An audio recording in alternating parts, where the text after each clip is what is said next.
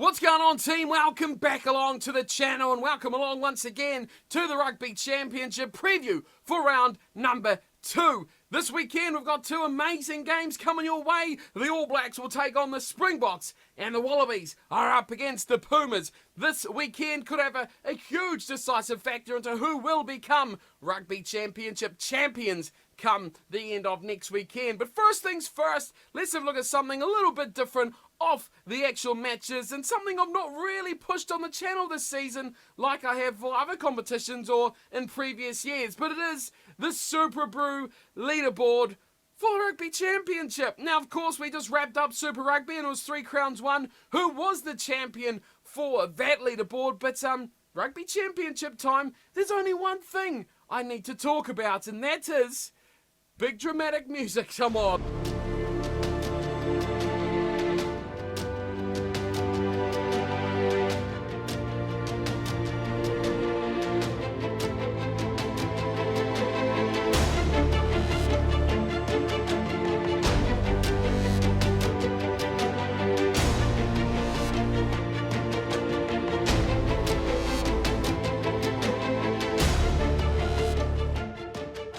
I've actually won it. I have actually, for the first time, I think just about an ever.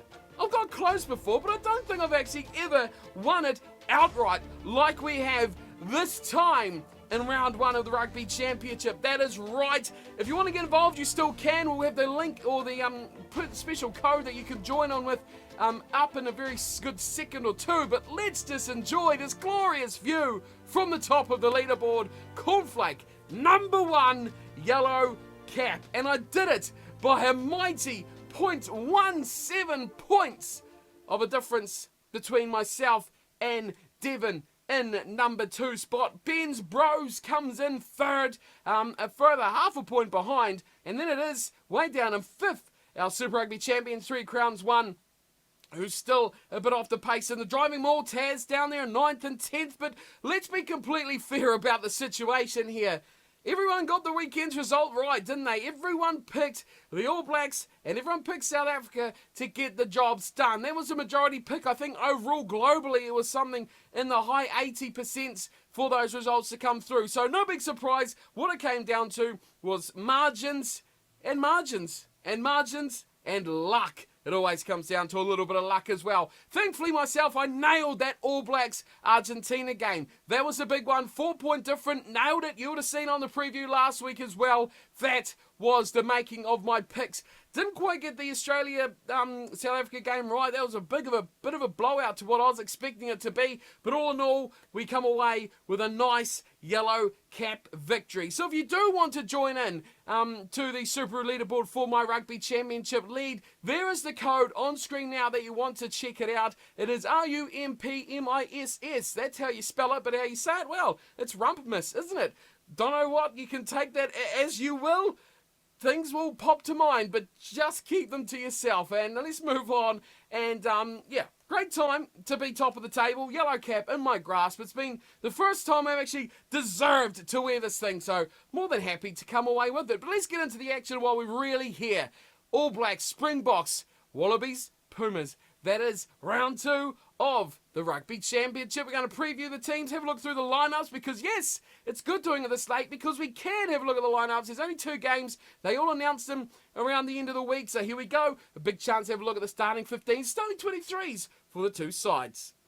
Now, as much as I'd love to wear the yellow cap for the full video, I better not rub it in too much. Let's have a look at the lineups, though. The All Blacks versus Springboks, New Zealand versus South Africa, one of the oldest rivalries in rugby history, and this is going to be a big battle. Some are calling it the decider of the Rugby Championship already. Maybe a bit premature, but I mean, the way it's going, you'd need something big from probably the Argentinians to pull something different than either an All Blacks or a Springboks championship at the moment. The Wallabies don't look up to the task. They've been thumped already, so where else can you look than apart from these 2 sides? We'll have a look at the All Blacks first. Wellington is the venue. This game's pretty much, I think, is sold out for this weekend's clash. So it's going to be big. It's going to be a packed crowd, which is going to make a great atmosphere for what should be a great test match as well. Let's have a look through the starting 15, and I'm not going to talk too much about the type 5 because I think, bar the exception that some may argue that Dane Cole should be at 2 instead of Cody Taylor, that should be pretty much your best type 5, I think, in an All Blacks jersey. Joe Moody and Owen Franks, those two are the best propping combination you're going to get.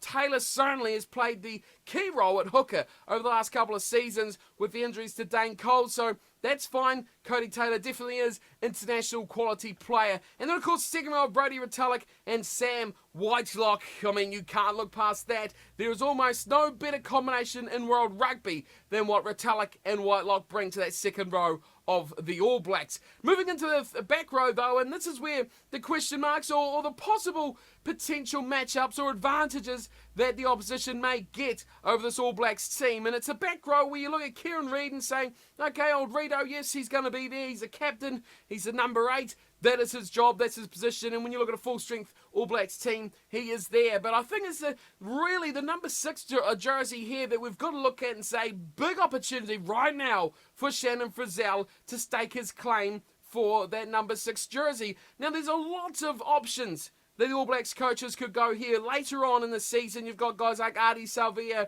you've got Vai Fafita, who of course played last weekend against the Argentinians. Matt Todd starts at 7, but of course Sam Cane has pretty much made that jersey his own as well. So the number 6 jersey is the real one that the All Blacks coaches are going to be looking for. A standout performance, a big display, a big game-changing, career-changing move heading into this Rugby World Cup. Now, Shannon Frizzell's got a great opportunity here to do something to make that jersey his own. If he has a barnstorming display against the Springboks this weekend, you could almost pencil him in to starting there in the crunch match, which will be against the Springboks as well, in the Rugby World Cup opener for these two sides. He's got a tough task, though, against what is a pretty good South African back row as well. We'll have a look at them in a second. But that's interesting what we're going to see there. Matt Todd, a chance for him to get out, do what Matt Todd does. I mean, we all know that Sam Cane is the one that's going to be lining up their number 7 jumper. But I think Matt Todd is certainly really one of the best around to take up that deputy on him. I just think Ardie Savea is an amazing player he is.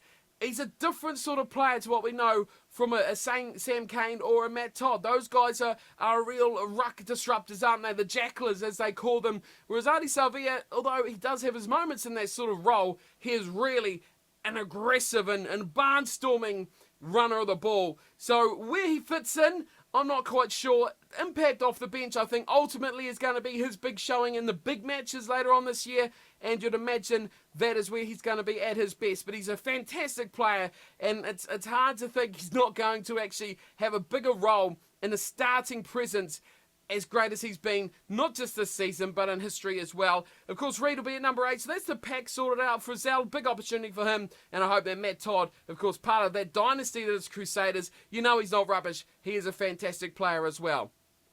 Big question marks all go to this back line. A lot of media attention this week over this All Black selection. Number 9 will be TJ Perenara. That's all right. We know they're going to rotate those 9s. We know that those 2 9s between Aaron Smith and Perenara are up there with the best. So I'm more surprised they've gone Aaron Smith off the bench and not given it to Brad Weber to just have another spit out. I think he does deserve to have another little go. I don't know if Aaron Smith's going to add huge amount off the bench. He's better as a starter ultimately. We've seen that all throughout. He's better there and doesn't have too much chance to impact the game off the bench, but we'll see how he goes here against the Springboks. But the 10 and 15 combination, Richie Mo'unga will start at 10, Beauden Barrett will be at fullback. That is interesting. Now, is this part of a master plan? We know Richie Mo'unga is an out-and-out number 10, isn't he? So he's going to play there, and that's all he can play at. So that is his spot. We're not going to see him mixed around and thrown all over the place like we do with Barrett and like we do with McKenzie and do all these other players. It's that old discussion of where do they play best, and oh, he's better here, he's better there. Mo'unga plays 10. He plays 10, that's it, end of story. He's good. He plays there. Don't move him around. And that's what's good about this. They've looked at it and gone, let's play an out-and-out 10 there. He kicks well. He plays territory game. He distributes nicely. He can control a matchup. That's what he needs to do. Beauden Barrett does more than that, but he doesn't have that natural Andrew Meriton style of number 10 about him. He's an X-Factor player, and I think fullback, he could be a real danger for any opposition throughout this season. But is he going to play there later on? Well, we're going to see how this partnership goes to whether we will say that again later on. So I'm glad to see Richie Mo'unga getting the start there. I'm fine with Barrett at fullback. He's played there a lot, especially All Blacks tests. We see them switch around completely when the benches come on. So Barrett is more than capable. I remember 4 years ago, World Cup final, where did he play? Yep, he was a fullback. So there you go. That's what he does. That's what he's good at. He's fast. He's impactful when he can choose his time to join the line. That does, however, make a bit of a change, though. Midfield, I think we've got Jack Goodhue, who was my 13, out and out. That's where he's going to be. I think he's the best option in that position. But he's got Sonny Bill Williams inside him. Now, here is a man who was on his lifeline to, well, his All Black career, I guess you could say. He needs a big performance here against the Springboks to solidify that spot. Is he going to be good enough for the rest of the season? Is he going to stay injury-free? That's got to be the question everyone's asking. Sonny Bill has a lot on his plate in this big test matchup. Rieko Ioane will be on the left wing. Ben Smith comes up into the right. Now, we've seen this a lot as well. The back three look dangerous, don't they? Rieko Ioane, Beauden Barrett, Ben Smith.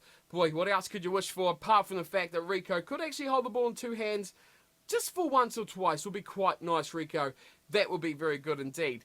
On the bench, yep, there's a fair bit of experience here. It's the propping. It's pretty much a front row, actually, from the test against the Pumas. It was on the bench. Dane Coles, Toanga Fasi, and Angus Tarval. Vaifafita will be there as well. Dalton Popelii comes in as another reserve back row. I guess, where's Vaifafita going to play some time in the second row if necessary? Yes, he certainly can. Aaron Smith, Anton Leonard-Brown, and George Bridge coming in to the reserves as back replacements.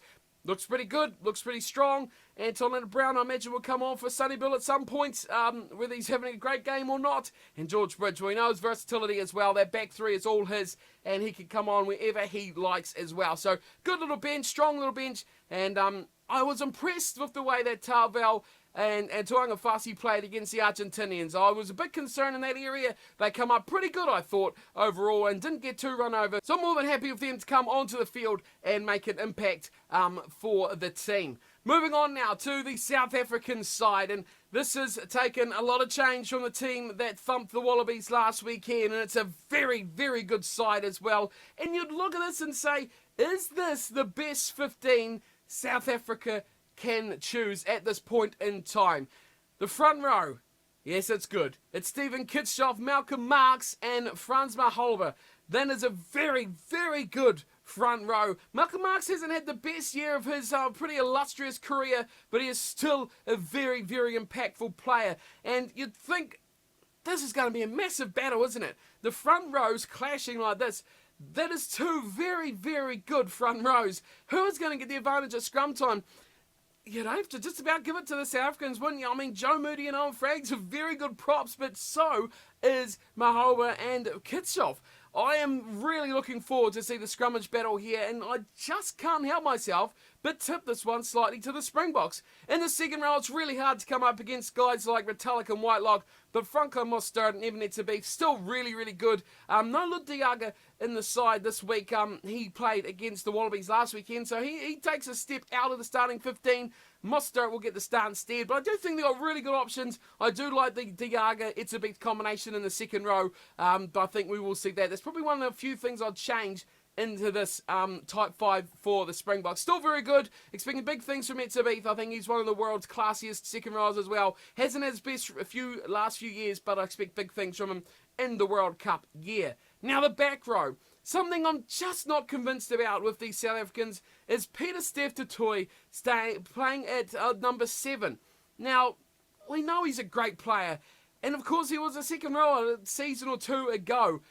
The fascination with making him a number 7, which I know South Africa play it the other way around, and they play their 7 at 6 and 6 at 7, or do we play it the wrong way around? Who's to say? I'm not judging anyone's perception of the game, but they play their ball-playing ruck player, which is Kwagga Smith in this team. He plays the number 6 jersey. They play their number 6, which we would consider a 6 as a more rampaging runner, carrier of the ball. They play them as 7. All fun and games. That's how they play it around. Peter Steph Toy does play that strong carrier of the ball, and he's very good at it. But I just wonder how much they might gain from having someone else in that role and depthening that second row option a bit more. I'm keen what the South African fans feel about this. I did watch him against the Wallabies. didn't think he played that badly in the number 7 jumper. So it's hard to judge. It just looks a bit strange to me, moving that guy there, and really, is it lack of better option than they're pushing that through, or is it otherwise? Dane Vermeulen will start at number 8. Oh, fantastic player is Dane Vermeulen. Great season of Super Rugby, barnstorming player. He's just one of the best out there. His combination with Quagga Smith, boy. If Quagga Smith plays like he has through the Lions this season of Super Rugby, I mean, aren't we just absolutely blessed with great players at the open side position? Pablo Matera, Quagga Smith. I mean, they're two guys just straight away are just fantastic. It does make, for the All Blacks, Sam Cane look a little bit pedestrian, one might suggest there. Moving into the back line, this is where I think the Springboks, boy, this is what all the South African fans have been asking for a long time, isn't it? And I just don't think anyone can complain now. Faf de Klerk, Cheslin Kolbe, Willie le Roux. It's what you've been wanting for so long. Faf de Klerk, he's the best South African number 9 going around. There you go. He's there. Now, is he going to back it up? I think so. Faf de Klerk is a fantastic player. One of the best going around before he even left South African rugby and went to play in the North. Now he's back, not in South African rugby, but he's back with the Springboks at least. He is going to be electric. And I think the best thing about those three guys particular is the fact that New Zealand rugby won't be too up of the play. They would have watched a few videos and things like that, but they haven't played against these guys in Super Rugby. And I think nothing really teaches you about a player more than playing against them. And I think Faf de Klerk has that advantage, as does Kolbe and le Roux in that back line. Now, Handré Pollard is a master in that number 10 jumper. We all know he's he was a masterclass throughout Super Rugby. And I mean, doesn't matter if you watch or play against him 100 times, he's still going to get the better of you. And I think that battle between two very similar number 10s in Mo'unga and Pollard is going to be very, very intriguing indeed. Lekanyo Arm will be alongside Damon Dialandi, and that is another combination. Two strong runners, though. You don't too much have a playmaking option there. Dialandi's going to just crash through. Lekanyo Arm's going to crash through. I do concern myself with how much ball guys like Kolbe and Mapimpi are going to get on the outsides, but I am excited at the fact of what Willie Roux can do. I mean, bring them in. I mean, they're not getting the ball. Just chop off Arm and Dialandi and just put Mapimpi and Kolbe into those inside channels. Put them at 12. Bring Willie le Roux in. I mean, they've got that amazing ability. Cheslin Kolbe, very capable fullback as well. They've got the ability to swap these guys around and play them anywhere they really want to fit into this team. I just hope that they give those outside backs some ball and some space and not just thunder straight through like those guys typically do. Lekanyo Arm, I think, is probably going to give a bit more than Dialandi will, but I hope they just keep the ball alive sometimes. It's not always the best option just to charge into contact and go from there. The benches, I mean, it's pretty good, isn't it? It's not bad, especially after what happened last weekend. Mbanambi and Tawera and Naikani will be starting front rows off the bench, and that's pretty strong. Again, that's what played against the Wallabies last weekend. RJ Snyman. Now, this guy's on the bench. I want to see this guy come on.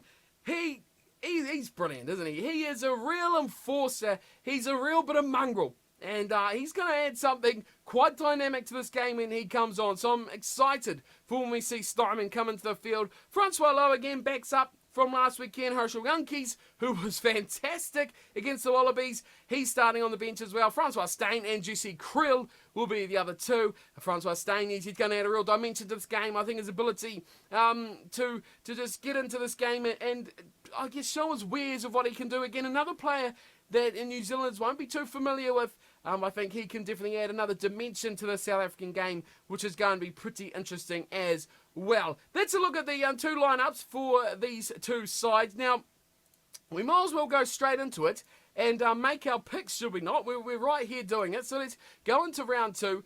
Who do I think is going to win? Now, of course, remember that last time these two teams played in New Zealand, I'm pretty sure it was Wellington as well, the Springboks actually won it by a couple of points. Then the All Blacks went over there to South Africa and they won it by 2 points. So, where do you go? These two teams are fantastically even, but it's hard to go away from a home win. And, well, what can you say? But you do want to see the black jersey come out on top. Call me a little bit patriotic, call me a little bit biased maybe, but I will be going for an All Black victory. Not going to be by much, though. It's not going to be by much. I'm looking definitely at the bottom half of these totals here. 3 points. I mean, just enough to keep them away from a drop goal or something like that. 3 points it is. Well, interesting stuff. Let's move on to game number 2 before we, well, run out of recording space on the hard drive like I normally do. Here we go. Australia, the Wallabies, up against Argentina / the Pumas. Now, these are the 2 losing teams from round 1. But you got to ask yourself when you look at this, who will be happier to have lost their game in round 1? And you got to see the Argentinians by far to get within 4 points. They'll be extremely frustrated with the result of only going down by 4 points against the All Blacks. But boy, they gave it a good nudge, and I think they'd be fairly proud of their performance and how they've come along. The Wallabies, on the other hand, are pretty much pumped by the Springboks, and I don't think they've got anything to be happy about at all going into this weekend's matchup. This is must win. Nothing short of must win for Australia now. And I just don't see it going about. I just don't see it happening at all. And you look at this team, nothing's changed, especially in the pack. Scott Sio, Folau Faenga, Sikopi Kipu, that's your front row. Isaac Roda, Rory Arnold, that's your second row. Lukan Solakai Lodto, alongside Michael Hooper, who will captain the team, Naisa Naisarani, at number 8. That's your pack. That's the same pack that played South Africa. And, well, they got thrashed. What makes you think, Michael Cheika, that you're going to come, yes, back home, but you're going to get any easier ride against the Pumas? This team has got a fantastic pack that is going to run those guys ragged. Now you may say, well, what else have we got? I don't know, mix it up. Those guys clearly didn't do the job. And if you're going to be critical, I guess the guy that probably did play the best out of that team last weekend against the Springboks is out of the team. And that's one of the few changes in this side. And that is in the halves. And Brendan Foley, I thought, wasn't too bad. And he's gone. Christian Lealefano. Now, I'm a huge fan of Christian Lealefano. One of the few Australians I actually would say, yes, I have great respect for. But, I mean, lucky to get a start after what we've seen from them, especially in those halves combinations with Nick White and Brendan Foley. I thought were definitely one of the better games, especially of this season. Nick White, I guess, is a bit obscured from that conversation because he hasn't been in Super Rugby, but for Brendan Foley, for sure, that's the best we've seen him for quite a while. Will Guinea, though, yes, back in. We knew he was going to get the nod back in. He'll start at 9 alongside Lealefano. Another new combination. Let's see how this one goes. But the pack, big question marks on that one. Keeping that same depth. We'll have a look at the bench in a second and see if they could really add anything from there. The midfield partnership, well, they're banging on that same crash ball tactic, aren't they, with Samu Karevi and Tavita Kurandrani there. A few changes in the back three. Reece Hodge will stay on one wing, but Marika Kurabiti will start on the other, with Curly Beale coming in for Tom Banks, who obviously didn't do enough to impress Cheika last weekend. He's got the chop, but yeah, Curly Beale was very impressive off the bench, so I can understand that one. You got a guy come on off the bench, and he did make a big impact. So you got to say it's fair enough that he does start. They're struggling, aren't they, at the back? They're struggling from a position that they've really had it sorted easily. No problems. First name on the team sheet almost, wasn't he? Mr. Flower at fullback. Now, yep, they got worries, but I do think Curly Beale, very, very good there. He's a slippery customer. He does make, again, that thing when you play him in the centres, he just doesn't have the time. You give him the time and the option where to take the ball on, and he is a lot more dangerous to come across, and I think that's where a good fullback differs from an average one, and I think Curly Beale's got that down pack for his team. So, yeah, the pack is where I'm really concerned. A better looking back line. I just, again, a bit like we talked about with our South Africans, about guys passing the ball. How much are we going to see go out to Koroviti, Hodge, or maybe Curly Beale will cut them off through the middle and set those guys up outside. But you're not going to see Kurandrani or Karevi pass much, are you? Unless Karevi gets his offloading game on, which could lead to a bit more interesting factors through this matchup. The reserves, Tolu Latu, James Slipper, Italiana Tupou, the reserve front rowers. I mean, why not give those guys a go? Throw them on instead, especially like Slipper's been around. Tupou, yep, I mean, he got that yellow card, which they're all throwing their arms up about it, deciding the game and shouldn't have been a card. Whatever, though, he's still certainly the future of this Australian front row. And why not give him a shot? He's up against these good Argentinians. They're top quality side now. You can't argue that. They're definitely a lot better than their world ranking does show. But give him out there. Get him out there. Get him on show. get him up there with the top quality stuff. I would have just done a straight front row swap like the other sides have done so far and gone from there. Rob Simmons, Luke Jones, a bit concerned there's not real much of a back row cover with two pretty much locks there. Nick White, Tamua, and James O'Connor. James O'Connor is back. What's he going to offer? No idea. Of course, he's almost that, what is he, that rebel child, back and forth, in and out, all over the shop. James O'Connor, good luck, good son. And hopefully, this is a bit of a brighter turn for him. He's a great skilled player. He's got great X-Factor ability. Can he apply himself back to this international level? Let's see what he can do. Matt Tamua, boy, he's really struggled, hasn't he, since coming back with the Melbourne Rebels and with Australia as well. So he needs a bit of a form boost as well going in to the rest of this season. Now looking at their opponents, the Argentinians.